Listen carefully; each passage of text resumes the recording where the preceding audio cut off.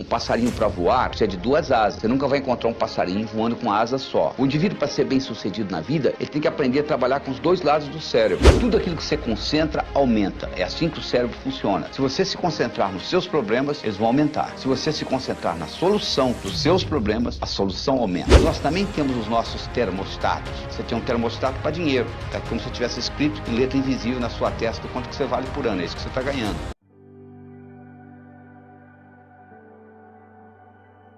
Do mesmo modo que você aprende física, você aprende química, você pode aprender a ser bem-sucedido. Para que qualquer coisa ocorra no seu universo físico, são necessários 3 componentes. São necessários querer, o saber e a oportunidade. Imagine que você queira atravessar um cabo de aço de um prédio para outro. Você queira, você sabe atravessar, mas não existe cabo de aço, você não vai conseguir. Vamos supor que você queira, existe o cabo de aço, mas você não sabe, é impossível, não é verdade? Se você sabe, se você tem o cabo de aço, mas hoje você não está afim, você também não vai atravessar. Então o que nós vamos mostrar aqui no Sucesso é como que nós criamos esse contexto onde esses 3 componentes se manifestam: o querer, o saber e a oportunidade. Se você continuar fazendo o que você sempre fez, você vai continuar obtendo o que você sempre obteve. Não é só assistir o vídeo, você vai ter que fazer alguma coisa diferente. Porque se fosse só assistir o vídeo ou só ler, você poderia ler a Bíblia e ir para o céu.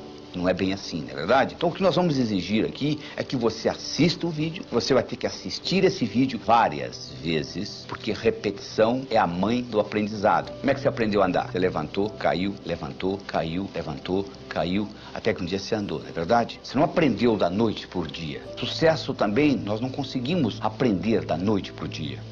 Você tem que estudar, você tem que ler, você tem que assistir esse vídeo várias vezes, para que isso seja incorporado na sua estrutura psicológica e faça parte de você. Que você internalize, seja parte de você, esse conhecimento que nós estamos passando aqui. Depois que houver uma internalização disto e você começar a aplicar, isso vai ficar automático para você. Então, do mesmo modo que escovar os dentes se tornou um hábito para você, sucesso pode se tornar um hábito. Mas para se criar um hábito, é necessário que pelo menos passe pelo seu cérebro aquele tipo de pensamento 21 vezes. O passado já passou e o futuro ainda não chegou. Então só existe o aqui e agora. Existem pessoas que se escondem no passado. Eu sou assim porque o meu pai fez isso, porque a mãe fez isso, porque a minha infância foi assim. A sua infância já passou. Não tem nada que você possa fazer a respeito. E não adianta você se preocupar com o futuro, porque o futuro ainda não chegou. Se você anotar todas as preocupações que você tem, mais de 99% daquilo que você se preocupa não vai acontecer nunca. Então você está perdendo tempo se preocupando com isso. Não é verdade? Então é isso que está aí. Você assista o vídeo, faça os exercícios, repita várias vezes e eu tenho certeza que a sua vida não será a mesma. Se você comprar um aparelho eletrônico numa loja, ele vem com um manual onde que liga, onde que desliga, como que regula. Não é verdade? Você recebeu isso aqui, que é a coisa mais sofisticada que existe no planeta. Chama-se cérebro. Tem 10 bilhões de neurônios, 100 trilhões de conexões nervosas. E você não está usando nem 3% da capacidade que você tem aí. Já imaginou o potencial que está armazenado? Sócrates dizia que o homem preguiçoso é aquele que poderia ser melhor empregado. E de acordo com a definição de Sócrates, todos nós somos preguiçosos, porque nós poderíamos estar utilizando o nosso cérebro de uma forma totalmente diferente. George Bernard Shaw dizia o seguinte: eu penso uma vez por semana e sou famoso. Já imaginou se eu pensasse todo dia? O que ele queria dizer com isso? Ele queria dizer com isso que a maioria não usa o cérebro para pensar. Usa o cérebro para ter pensamentos. É totalmente diferente. Se eu lhe pergunto se há 5 dias atrás foi um dia antes de quarta, que dia que será depois de amanhã? Para você responder essa pergunta, você tem que pensar. Mas o que você faz 99% do tempo é ter pensamentos. Então a primeira coisa que você tem que entender é a diferença entre pensar e ter pensamentos. Para você entender isso melhor, eu vou lhe dar a anatomofisiologia do cérebro. Ele tem 2 hemisférios, o esquerdo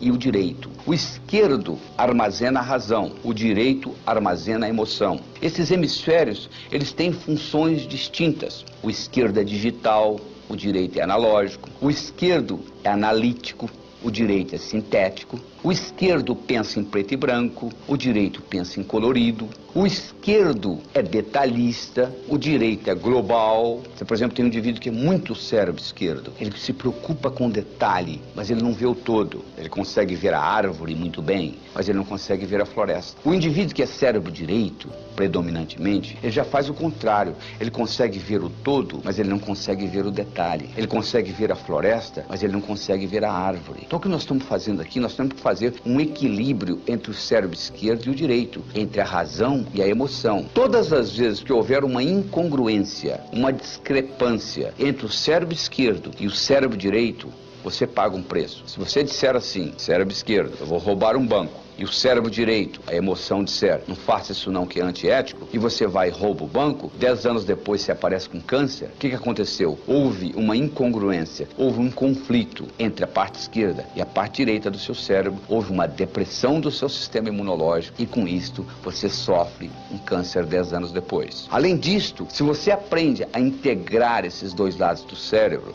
é como um passarinho. Um passarinho para voar precisa de 2 asas. Você nunca vai encontrar um passarinho voando com uma asa só. O indivíduo, para ser bem sucedido na vida, ele tem que aprender a trabalhar com os dois lados do cérebro. Se ele é só cérebro esquerdo, é aquele indivíduo que você conhece, que é inteligente, sabe cálculo, sabe matemática, trabalha numa lojinha no centro da cidade, é o caixa lá, e lá vai ficar a vida inteira. Por outro lado, o indivíduo que só trabalha com o cérebro direito é aquele indivíduo muito criativo, com grande imaginação, que não implementa nada que ele imaginou. Van Gogh pintou 1.600 quadros, vendeu um, viveu e morreu na miséria. Na verdade, ele tinha um cérebro direito muito evoluído, mas ele não tinha o discernimento necessário para vender os quadros e ter uma boa vida. Do mesmo modo, para nós podermos assimilar o conhecimento, se nós assimilamos com os dois lados do cérebro, faz uma diferença muito grande. Tudo aquilo que você aprendeu só com um lado do cérebro, você esquece. Se você fizesse aquela prova que você fez para passar no vestibular, ou para entrar no colegial, ou aquela prova de ginásio que você tirou 10, se você fizesse aquela prova novamente hoje, você não tiraria a mesma nota, não é verdade? Mas se você sabe nadar, tem 10 anos que você não nada, se você entrar na piscina, você nada. Se você sabe andar de bicicleta e tem 10 anos que você não anda de bicicleta, se você montar numa, você anda, não é verdade? Por quê?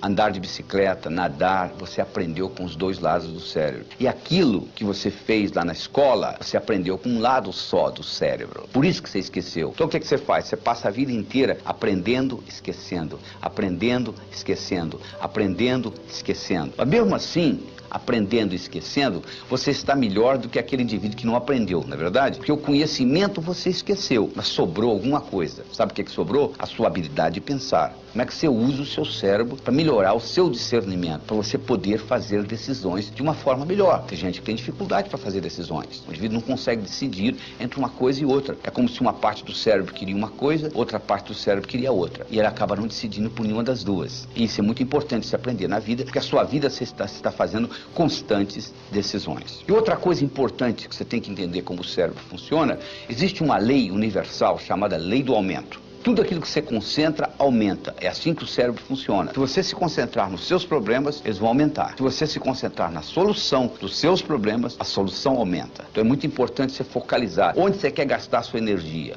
Henry Ford dizia, se você pensa que você pode, ou se você pensa que você não pode, de qualquer jeito você está certo. Porque uma vez que você está trabalhando com as suas crenças, você está sempre certo. Você já notou que você está sempre certo? Sempre você certo? A outra pessoa que não consegue entender? Porque você está partindo de um princípio que está codificado no cérebro. À medida que você começa a mudar essas percepções, você vai entender que percepção é realidade e tudo mais é ilusão. Força de vontade é aquilo que você faz no dia 31 de dezembro, falar no próximo ano eu vou fazer isso, eu vou fazer isso, eu vou fazer isso. Quanto tempo isso dura? Quase nada, não é verdade?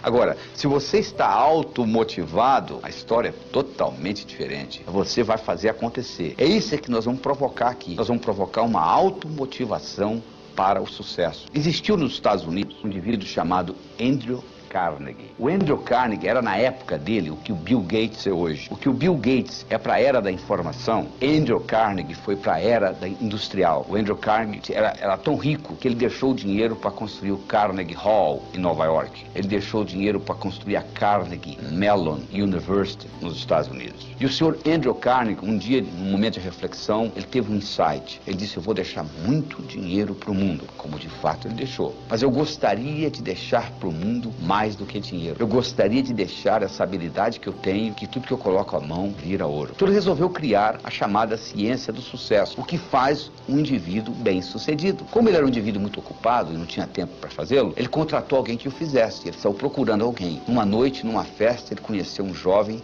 de 19 anos de idade, de nome Napoleon Hill. Ele ficou impressionado com a inteligência desse jovem e ele propôs para esse jovem trabalhar durante 25 anos desenvolvendo a ciência do sucesso. E durante 25 anos, Napoleon Hill teve a oportunidade de entrevistar 16 mil pessoas. Das 16 mil pessoas que ele entrevistou, 1.000 eram milionários. Dos 1.000 milionários, ele selecionou 500, que além de terem dinheiro, tinham saúde, boa vida familiar, paz de espírito, etc. E ele estudou profundamente as características desses indivíduos e comparou com o resto. Pessoas, de um modo geral, o que elas fazem? Elas se escondem no passado ou se escondem no futuro. É muito fácil você se esconder no passado. Você reclama que você é do jeito que você é por causa das circunstâncias da sua infância, do modo que seu pai lhe batia, sua mãe te tratava, etc. Ou você pode se esconder no futuro, se preocupar com as coisas que vão acontecer. Você já prestou atenção na palavra preocupar? Pré-ocupar. O que é pré-ocupar? É você ocupar a sua mente antes da hora. Se a sua mente estiver ocupada, você não tem tempo de pré-ocupar. E como é que você ocupa a sua mente? Se comprometendo em fazer uma diferença na sua vida. Se você hoje de manhã teve no café da manhã ovos com presunto, a galinha que botou os ovos estava envolvida no seu café da manhã. O porco estava comprometido. Ele deu a vida pelo presunto, para ser transformado em presunto. Entende a diferença? No seu cérebro não existe futuro. Sabia disso? Você já acordou amanhã? Não, é sempre hoje.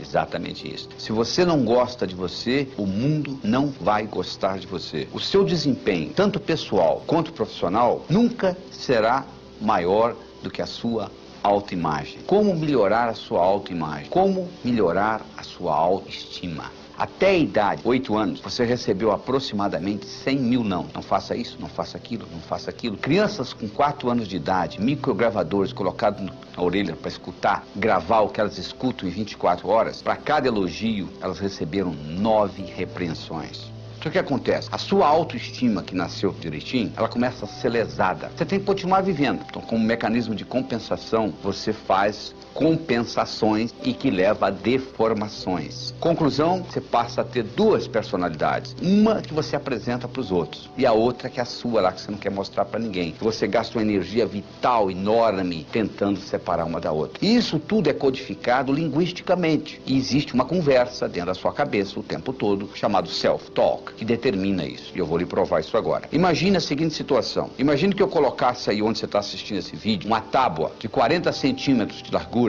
e 10 metros de comprimento. E eu colocasse no chão e solicitasse que você andasse nessa tábua de um lado para o outro. Você conseguiria? Provavelmente sim. Agora eu pegaria essa tábua e colocaria essa tábua entre os 2 prédios Twin Towers do World Trade Center em Nova York, 2 prédios mais altos de Nova York. E agora eu solicitaria que você atravessasse essa tábua de um lado para o outro. Você faria? Provavelmente não. Mas fisicamente você consegue fazer. Você não fez lá, não andaria no chão? O que acontece? Imediatamente vai aparecer no seu cérebro chamado self-talk. Olha, você vai escorregar, ó, você vai cair, ó, vai ventar, não é verdade? Você nunca deixou de fazer nada na vida porque o seu peito doeu, ou porque o seu braço doeu, ou porque a sua perna doeu. Você deixou de fazer alguma coisa na vida, que alguma coisa aconteceu dentro do seu cérebro, não é verdade? Pois é, isso tem muito a ver com a codificação que você tem da sua autoestima. Porque essa autoestima foi gerada através do seu crescimento, do seu desenvolvimento. Nos primeiros 7 anos de vida, você não tinha capacidade cognitiva. O seu cérebro funcionava como se fosse uma esponja. Você estava consciente, mas você não estava consciente que você estava consciente. Essa é a verdade. Então a religião que você tem, os preconceitos, as suas crenças com relação a dinheiro, a Deus, a amor, a saúde, a velhice, tudo isso foi codificado nos primeiros 7 anos de vida. Dos 7 aos 14, você entrou na fase de modelação. Você começou a modelar os outros. Você começou a copiar o comportamento das pessoas. Se a sua mãe dizia, não minta, mas você ouvia ela mentindo pro vizinho, você chegava à seguinte conclusão, mentir é válido. Ou seja, você incorporava o comportamento e não o que as pessoas estavam dizendo. E você começou a fazer julgamentos. Por volta dos 14 anos, você entrou na terceira fase, que é a chamada fase de socialização. Você começou a se socializar com os outros. E teoricamente, teoricamente, somente teoricamente,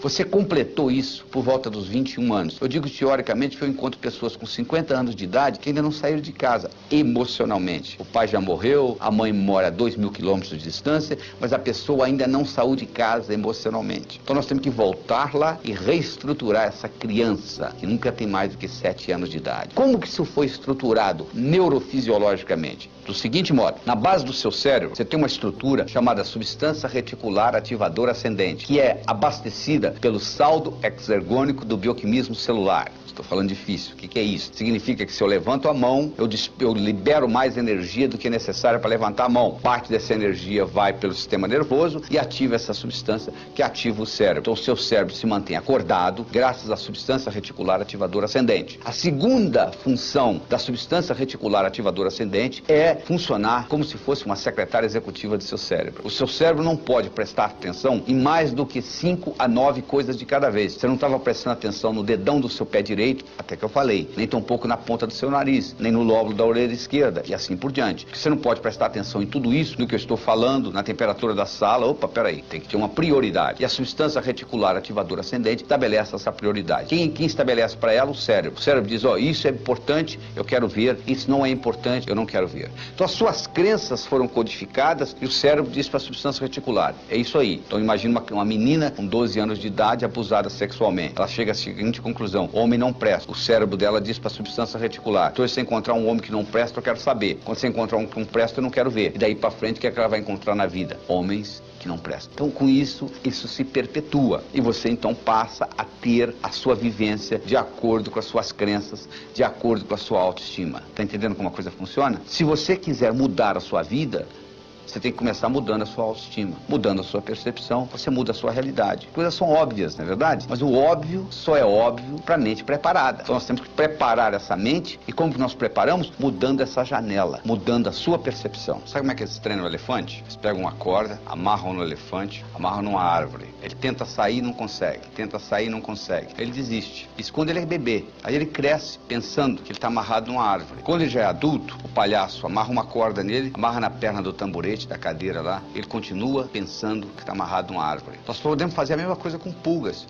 Você coloca a pulga dentro de um jarro, fecha o jarro, a pulga não gosta de ficar dentro do jarro, ela pula, volta, ela bate na tampa do jarro, até que ela começa a se machucar, ela começa a pular um pouquinho mais baixo. Depois que ela está fazendo isso, você vai lá e tira a tampa do jarro, ela nunca mais pula fora do jarro. Você não está acreditando? Faça experiência em casa. Você não precisa fazer experiência em casa, é só olhar no espelho. Quantas coisas você codificou na infância que você continua carregando com você, que são totalmente obsoletas? Nós somos animais linguísticos. Linguagem nos diferencia dos outros seres e nos faz humanos. Nós temos 2 tipos de linguagem. Nós temos uma linguagem geração e uma linguagem que não geração. Se eu disser para você, a temperatura dessa sala está quente. Mudou alguma coisa no universo? Absolutamente nada. A temperatura continua a mesma, não é verdade? Isso é uma linguagem que não gera ação. Agora, se você estivesse aqui e eu dissesse para você, segura essa caneta, por favor, e você segurasse, a caneta teria passado da minha mão para a sua. O que aconteceu? Aconteceu uma ação. Essa linguagem, solicitação, gerou uma ação. Você quer ver uma outra linguagem que gera ação? Declaração. Você vai perante o juiz, homem e mulher, e o juiz diz, eu declaro vocês marido e mulher, e 5 segundos depois que ele acabou de dizer isso, você levanta a mão e diz assim, sou juiz, eu não quero me casar mais. Sabe o que ele vai dizer para você? Agora é muito tarde, você agora tem que se divorciar, porque eu já declarei, eu já criei uma realidade jurídica na sua vida, através de uma declaração. Então vamos analisar isso mais cuidadosamente. Imagine se ao invés do juiz, você fosse o seu vizinho que é bancário, pedisse a ele para lhe casar. Você acha que ficaria válido? Claro que não. Ele não tem autonomia, ele não tem autoridade para declarar marido e mulher, não é verdade? Então para você ter uma declaração, você tem que ter autoridade. Segundo, tem que acontecer no aqui e agora. O juiz não diz, eu declaro que vocês serão marido e mulher. O juiz diz, eu declaro que vocês são. E terceiro, tem que ser positivo. Ou seja, o juiz não declara, eu declaro que vocês não são mais solteiros. Isso não é declaração. A declaração é no positivo, é no aqui e agora, e alguém que tem autoridade. Agora eu lhe pergunto, quem tem mais autoridade sobre você? Você. Então você tem a possibilidade de recriar você linguisticamente. Esta é a verdade. E como é que você recria você linguisticamente? Declarando. Eu declaro que sou inteligente. Ser fazer, ter. As pessoas pensam que é o contrário. Se eu tivesse inteligência, não, eu declaro ser inteligente. Eu passo a fazer o que gente inteligente faz, eu passo a ter inteligência. Eu declaro ser próspero, eu passo a fazer o que gente próspera faz, eu passo a ter prosperidade. Por isso que o ser vem antes do ter. Porque se você tiver o ter sem o ser, não pertence a você. Eu declaro ser a força criadora na minha vida. Significa que tudo que ocorrer de bom e tudo que ocorrer de ruim, eu sou responsável. Eu declaro ser saudável, fisicamente, mentalmente, emocionalmente, espiritualmente. Eu declaro ser sincero para comigo mesmo. Eu declaro ser livre. Significa que eu sou livre, você é livre. Eu tenho direito de pensar o que eu quiser, você tem o direito de pensar o que você quiser. Então, à medida que você vai fazendo isso, você vai mudando a cibernética do seu cérebro. Nós também temos os nossos termostatos. Você tem um termostato para dinheiro, tá? Como se tivesse escrito em letra invisível na sua testa o quanto que você vale por ano, é isso que você está ganhando. Tem um termostato para saúde, você tem um termostato para relacionamentos, e você pode modificar esse termostato através da linguagem e através da visualização. Se você visualiza e sabe visualizar com nitidez, se você sabe visualizar a cores, isso tem um impacto enorme nesse termostato. Deixa eu contar para você uma história com relação a termostato. Era uma vez um indivíduo que era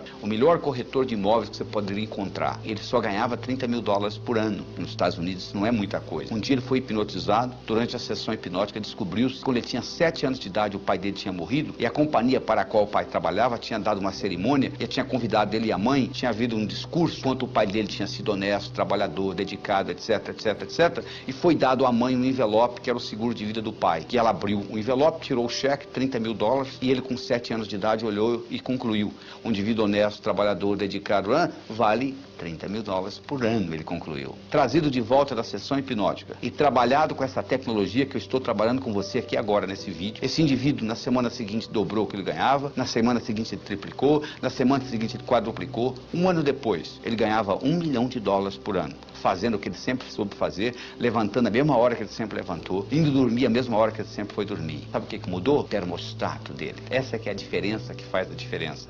É essa mudança de termostato. Isso é que é importante, essa mudança. William James, que é considerado o pai da psicologia moderna, ele foi um filósofo, um psicólogo, professor da Universidade de Harvard. Ele tem uma frase famosa que é a seguinte: o passarinho não canta porque está feliz, ele está feliz porque canta.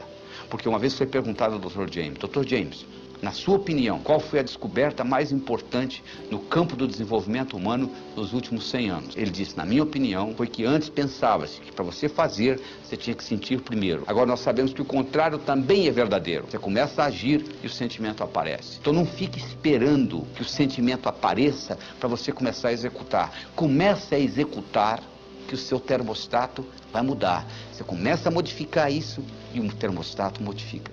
E é com isso você recria o seu passado. Imagina a seguinte situação: você pega um cigarro, você leva ele aí fora, coloca ele contra a luz solar. Você acende o cigarro? Claro que não. Mas se você colocar uma lente convergente, colocar o cigarro no foco da lente convergente, você acende o cigarro, não é verdade? Por que você acende? Porque agora você concentrou a energia solar que passou pela lente num ponto único. Essa concentração faz acender o cigarro. É tão óbvio, não é? A mesma coisa ocorre conosco. Se você pegar a sua energia vital e espalhar ela entre o passado e o futuro, não sobra energia para o aqui e agora. Se por outro lado você for capaz de concentrar isso tudo no aqui e agora, sem resquícios de passado ou de futuro, você vai poder fazer coisas que parecem milagrosas, porque você está utilizando energia no momento presente, no aqui e agora. Mas o que acontece de um modo geral? Você às vezes quer utilizar, mas dentro de você existem crenças que vão contra. Então tem-se o que na psicologia se chama de dissonância cognitiva. Dissonância cognitiva é quando você faz uma coisa e lá no fundo você não gostaria de fazer, então faz. Então, por exemplo, você gosta de dizer sim para os seus amigos, né? Se um amigo lhe pede um favor, e você pode fazer o favor, na hora que você fala não, faz. Há uma dissonância cognitiva. Quando um inimigo lhe pede um favor, você fala não sorrindo, não é verdade? Você não tem esse problema. Então, de onde que vem essa dissonância cognitiva? Essa dissonância cognitiva vem de resquícios do passado ou do futuro, que você criou na sua mente e você carrega com você. Eu vou dar um exemplo muito simples. Imagine você com 7 anos de idade. Você não tem nem capacidade cognitiva direito ainda. Você sabe que você vai num lugar importante porque eles colocaram a melhor roupa que você tem. Eles te levam num lugar onde tem alguém pregando. Ele está dizendo lá o seguinte: é mais fácil um camelo passar pelo fundo de uma agulha do que um homem rico entrar no céu. Você sai de lá, seu pai lhe leva no zoológico. Tem aquele animal enorme, você perguntou, pai, que animal é aquele?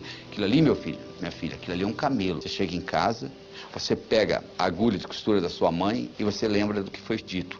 É mais fácil um camelo passar pelo fundo de uma agulha do que um homem rico entrar no céu. E você com 7 anos de idade, você declara, eu quero ser pobre, que eu quero entrar no céu. Só que eles esqueceram de falar para você que aquele fundo de agulha que eles estavam se referindo não é o fundo de agulha de costura da sua mãe. É uma portinhola que existia nas muralhas de Jerusalém, tinha os portões, e dentro dos portões tinha umas portinholas chamadas fundo de agulha, que foi feita para camelo passar. Quando um camelo chegava depois das 6 horas da tarde, eles não abriam os portões, eles abriam o fundo de agulha. Só que tem um problema.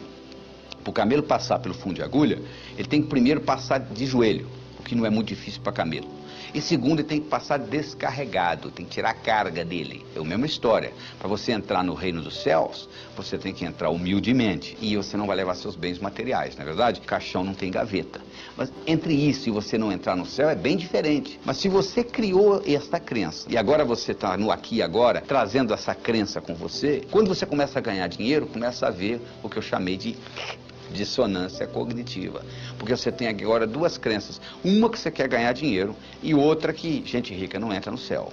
Então aquilo entra, uma começa a fazer sabotagem da outra, e você então começa a fazer o que nós chamamos de racionalização. Você começa a criar racionalizações. Ah, dinheiro não é importante. Quem fala que dinheiro não é importante vive uma outra realidade, porque você vai na cadeia, 99% das pessoas estão lá por causa de quê? Problema de dinheiro. Por que as pessoas se divorciam? Mais de 85% é por causa de briga de como gastar o dinheiro que eles ganham. Então você vai falar que dinheiro não é importante? Enquanto você estiver se preocupando em pagar suas contas do fim do mês, quer você queira, quer você não queira, dinheiro é importante para você. Dinheiro só deixa de ser importante o dia que você tem o bastante, e aí sim você vai se preocupar com coisas mais importantes que dinheiro. Você não tem nem ideia a força que você tem dentro de você. É igual um iceberg. O iceberg está 10% fora da água e 90% dentro da água. Você olha na superfície e você vê só aquele pouquinho. É a mesma história. Só que a nossa força está a nível inconsciente. Você conhece a história da mulher que estava dirigindo numa estrada deserta do Texas e a picape dela quebrou e ela foi consertar a picape e ela colocou o macaco para trocar o pneu que tinha furado também, etc. Na hora que ela estava levantando a picape, o filhinho dela de 4 anos de idade saiu de dentro da cabine, entrou debaixo da picape. E o macaco empenou e o menino ficou preso debaixo da picape. E ela foi lá e levantou, com menos de 50 quilos a mulher, levantou a picape para o menino sair. Agora eu lhe pergunto, de onde que ela tirou essa força? Do inconsciente. Diz que o Fernão Cortés, que conquistou o México, um dia ele estava passeando com os amigos dele a cavalo e eles foram atacados por uma tribo indígena. E eles começaram a matar o pessoal, os índios inclusive flecharam o cavalo morreu, e o Fernando Cortés saiu correndo, e os índios atrás, e ele pulou um desfiladeiro.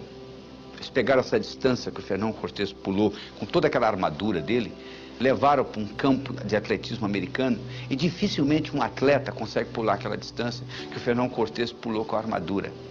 Por que ele pulou? Porque ele estava motivado, ou ele pulava ou ele morria. De onde que ele tirou essa força? Ele tirou essa força do inconsciente. Então você tem que aprender a usar esse tipo de força. Você tem que acertar por dentro para depois acertar por fora. Quando você está certo, o mundo está certo. Não tem nada errado com o mundo. O mundo, o universo, é um lugar paradoxal, potencialmente abundante, feito para todo mundo ganhar. Ah, se eu me mudasse dessa cidade, eu resolveria o meu problema. Sabe por que você não resolve o seu problema?